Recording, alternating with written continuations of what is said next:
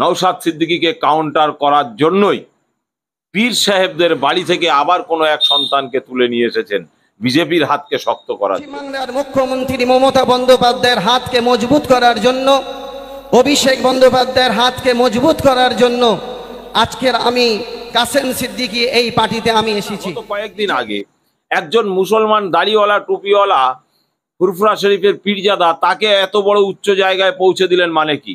এটা ভাবতে হবে আপনাকে।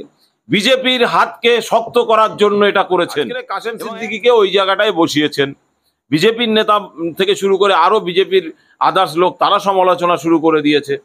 কেন একটা শ্রেণীর রাজনৈতিক দলের লিডার, সে তো তার দলেরই লিডার, তারা বক্তব্য দিচ্ছে যে ও ক খ কিছুই জানে না, তাকে ওই জায়গায় বসিয়ে। মালদায় তৃণমূল কংগ্রেসের কাউন্সিলরের ঘনিষ্ঠদের পক্ষে অভিযোগ, তারা দোকানে গিয়ে তোলার অভিযোগ এবং বাড়ি বাড়ি গিয়ে মা বোনেদের ধর্ষণের অভিযোগ। এইটা তো নতুন কিছু নয়। তৃণমূলের জামানায় তৃণমূলের আশ্রিত দুষ্কৃতী তারা বোম বন্দুক পিস্তল নিয়ে শুধু দোকানে কেন, দোকানে যাবে, শপিং মলে যাবে, হোটেলে যাবে, বিভিন্ন বিজনেসম্যানদের কাছে যাবে, কোনো বাড়িতে যদি ভালো মেয়ে থাকে সেখানে যাবে। এদের তো এটাই কাজ, এটা ছাড়া এদের তো দ্বিতীয় কোনো কাজ নেই। এরা তোলা আজকে দেখুন এই রাজ্যের ভালো শিল্প নেই কেন? অতএব এই রাজ্যের শিল্পপতিরাও তারা আস্তে আস্তে তাদের নিজেদের শিল্পটাকে বন্ধ করে দিচ্ছে। কেন? সব তো তোলার কারবার, আর নামটাই তো তোলামূল। অতএব এরা তো তোলার কাজটা তো করবে। কেন? তোলার কাজটা না করলে তো এদের নামটা পরিবর্তন হয়ে যেত, পাল্টে যেত। আজকের এই রাজ্যের শাসকের আশ্রিত যত দুষ্কৃতী আছে, গ্রামে গ্রামে গাঁজার ঠেক বসে গেছে, চায়ের দোকানে গাঁজা পাওয়া যায় এই জায়গা তৈরি হয়ে গেছে, চায়ের দোকানে মদ পাওয়া যায় এই জায়গা তৈরি হয়ে গেছে। আর দিদিমণির রাজ্যে 10 টাকা মদের পাউচ এবং অঢেল ভাবে লাইসেন্স এই দিদিমণির আমলে হচ্ছে। অতএব আর কিছুদিন পরে হয়তো দিদিমণির এই বাচাল ছেলেগুলো এরাই হয়তো ময়দানে নেমে বলা শুরু করবে যে রেশনেও মদের দিতে হবে। হয়তো এই সিস্টেম চলে আসবে আগামী দিন। কারণ এই রাজ্য সরকার শিল্পটাকে সম্পূর্ণ বন্ধ করে দিয়ে মদের ব্যবসার দিকে বেশি বেশি করে ধাবিত হচ্ছে। এটা তো ক্লিয়ার। কেন? আর শিক্ষকদের নিয়োগ নেই, ছাত্র ভালো তৈরি হচ্ছে না। অতএব এটাই কর্মসংস্থানের পরিবর্তে এগুলোই তো বেশি বেশি করে করবে। অতএব মানুষ যাচ্ছে, সমাজ পরিবর্তনের ডাক পীরজাদা নওশাদ সিদ্দিকী সাহেব দিয়েছেন। মালদা, মুর্শিদাবাদ থেকে শুরু করে বিভিন্ন জায়গায় হাজার হাজার নয় লক্ষ লক্ষ মানুষ নওশাদ সিদ্দিকীর ডাকে ঐক্য হচ্ছে, একতা হচ্ছে এদের এই সমস্ত তোলামূলদেরকে সঠিক জবাব দেওয়ার জন্য। কেন্দ্র সরকার ওয়াকফ বিল পাশ করে কবরস্থান এবং মসজিদ মাদ্রাসা দখল করতে যাচ্ছে, কিন্তু এই রাজ্যে তৃণমূল কংগ্রেসের কাউন্সিলরের বিরুদ্ধে কবরস্থান দখল করে বহুতল করার অভিযোগ। আপনি এই রাজ্যের কাউন্সিলর বলছেন কেন? শুধু এখানকার অনেক প্রধান আছে, এখানকার অনেক মেম্বার আছে, এখানকার অনেক এমএলএ আছে, এখানকার অনেক এমপি আছে। খোদ অভিষেক ব্যানার্জির যে জায়গায় অফিস ক্যামাক স্ট্রিট, সেটার দিকেও যদি দেখা যায় সেখানেও ওয়াকফ সম্পত্তি আছে। অতএব তৃণমূলের কালচারটাই হচ্ছে এটা। বিগত দিনে অন্য সরকার তারা দখল করে রেখেছিল, এখন এরা এসছে, এরা দখল করছে। আবার আগামী দিনে যারা আসবে তারাও চেষ্টা করবে দখল করার। এই দিদিমণি বলেছিলেন যে আমি ওয়াকফ সম্পত্তি উদ্ধার করব, মুসলমানদের শিক্ষা, স্বাস্থ্য, কর্মসংস্থান তার পিছনে ব্যয় করব, কিন্তু আজও পর্যন্ত করতে পারেননি। মিথ্যা ভাঁওতাবাজি করে রাজ্যটা চালাচ্ছে। এবং এত বড় অপদার্থ মুখ্যমন্ত্রী, আজকের শিক্ষিত বেকার তারা আজকের রাস্তায় ভোঁ ভোঁ করে ঘুরছে। তারা আজকের দিনেও কলকাতার রাজপথে মহা মিছিল করে বিধানসভার গেটের সামনে তারা যে পৌঁছে গেছে। মমতা ব্যানার্জির ন্যূনতম তাদের সঙ্গে কথা বলার মতো সময় নেই, তাদের সঙ্গে বসার সময় নেই। এটা তো এই রাজ্য সরকারের একটা সিস্টেম হয়ে গেছে। অতএব এখানে নূতন করে কিছু আর যে হবে আগামী ভবিষ্যতের জন্য, সেই ধরনের আশা ক্ষীণ হয়ে আসছে, একদম শেষ হয়ে আসছে। অতএব এই রাজ্যের ওয়াকফ সম্পত্তির আন্দোলনের আপনারা দেখেছেন যে মমতা ব্যানার্জির সরকার, সর্বপ্রথম মমতা ব্যানার্জি নিজে বলেছে যে ওয়াকফ নিয়ে গুলোগুলি করবেন না।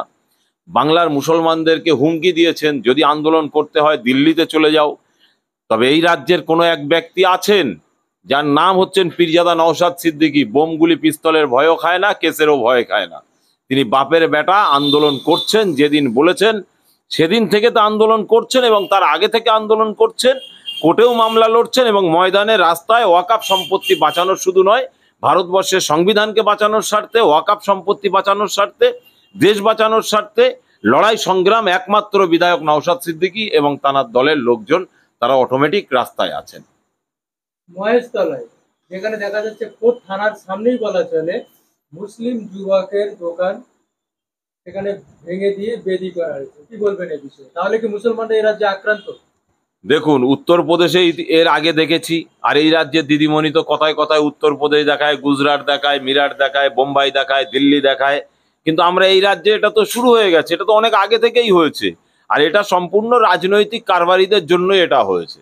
এখানে বিজেপি শাসিত নয়, কিন্তু তৃণমূল শাসিত, কিন্তু তৃণমূলের বকলমে যে বিজেপি সেটা প্রমাণ হয়ে গেছে। কেন, থানা থেকে ঢিল ছোড়া দূরত্বে সেই জায়গায় যদি থানা মনে করতো তাহলে মুহূর্তের মধ্যে সেই জায়গাটাকে পরিষ্কার করে দিতে পারতো।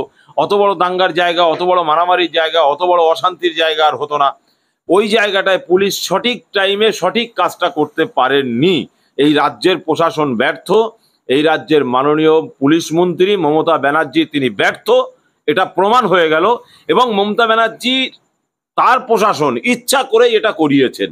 তার প্রমাণ হচ্ছে এটাই, যাতে এটা হবে শুভেন্দু অধিকারী পথে নামবে, আন্দোলনে নামবে, শুভেন্দুর জায়গাটা সুন্দর তৈরি হবে। এটা প্ল্যান, রাজনৈতিক কারবারিদের এটা একটা চক্রান্ত। বাংলার মানুষকে বলবো, আপনারা সজাগ থাকুন। আপনারও দোকানের সামনে কখন হয়তো তুলসীর গাছ যেয়ে বসে যেতে পারে, আপনার দোকানের সামনে হয়তো তুলসীর একটা টব যেয়ে বসে যেতে পারে। সেজন্য বাংলার প্রত্যেকটা মানুষকে বলবো, আপনারাও সজাগ থাকুন। কেন, বলা যাচ্ছে না কখন কোন টাইমে দিদি এবং এই যে মানে শুভেন্দু অধিকারী এদের সেটিংয়ে কখন কোন জায়গায় কিভাবে দাঙ্গা লাগিয়ে দেবে বাংলার মানুষ টের পাবে না। আর সেই প্ল্যান মাফিক এই রাজ্য চলছে। কেন, এরা তো পরিষ্কার আরএসএস এর হাতে এরা বিক্রি। অতএব আরএসএস এদেরকে দুটো দলকেই পরিচালনা করছে। মোহন ভাগবতের ইশারা ইঙ্গিতে এই রাজ্যটা বিজেপির হাতে তুলে দিতে হবে, তার একটা প্ল্যান। আপনারা দেখলেন না, গত কয়েকদিন আগে একজন মুসলমান দাড়িওয়ালা টুপিওয়ালা ফুরফুরা শরীফের পীরজাদা, তাকে এত বড় উচ্চ জায়গায় পৌঁছে দিলেন, মানে কি? এটা ভাবতে হবে আপনাকে। বিজেপির হাতকে শক্ত করার জন্য এটা করেছেন। এবং এক শ্রেণীর বিজেপির দলের নেতা মন্ত্রী, বিজেপির দলের কর্মী সমর্থক, তারা এই দলটাকে যাতে আরো বেশি বেশি করে বলে। বিগত দিনে শুভেন্দু অধিকারী বলতেন না যে মমতা ব্যানার্জি না বলে কি বলতেন, মমতাজ বেগম, এই ধরনের ভাষাগুলো বলতেন। এটা খালিস্তানি, এটা জঙ্গিদের দল, এটা অমুকদের দল, এটা তমুকদের দল, এগুলো সিস্টেম। এটাই এরা চাইছে বাংলার মানুষকে বোকা বানিয়ে বিজেপিকে এই রাজ্যের ক্ষমতার মসনদে বসাবানোর জন্য একটা প্ল্যান। তাছাড়া দ্বিতীয় কিছু নয়। আজকের কাসেম সিদ্দিকীকে ওই জায়গাটায় বসিয়েছেন। বিজেপির নেতা থেকে শুরু করে আরো বিজেপির আদার্স লোক তারা সমালোচনা শুরু করে দিয়েছে। কেন, একটা শ্রেণীর রাজনৈতিক দলের লিডার, সে তো তার দলেরই লিডার, তারা বক্তব্য দিচ্ছে যে ও ক খ কিছুই জানে না, তাকে ওই জায়গায় বসিয়ে দিয়েছে। সত্যিই তাই। তো এটা তো পরিষ্কার। এবং বিজেপি বলুন আর তৃণমূল বলুন, বাংলার একমাত্র বিধায়ক পীরজাদা নওশাদ সিদ্দিকীর ভয় পেয়েছেন, মমতা ব্যানার্জি ভয় পেয়েছেন, অভিষেক ব্যানার্জি ভয় পেয়েছেন এবং বিজেপির শুভেন্দু অধিকারীও ভয় পেয়েছেন।